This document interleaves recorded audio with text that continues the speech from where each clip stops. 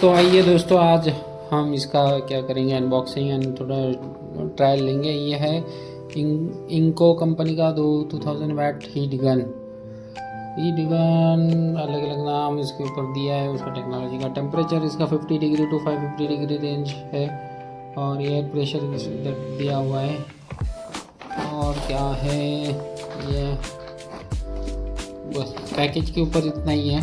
और हाँ, इधर थोड़ा जानकारी दिया हुआ है इसका।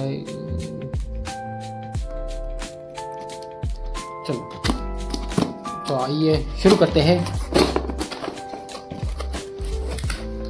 ये हमने खोल लिया।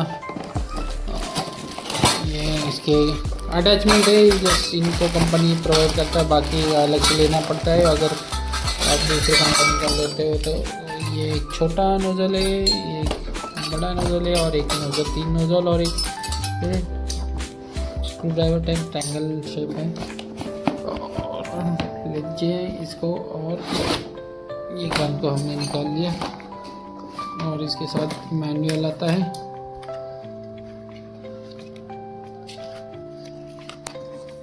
तो इसको चलो अब कनेक्ट करके देखते हैं।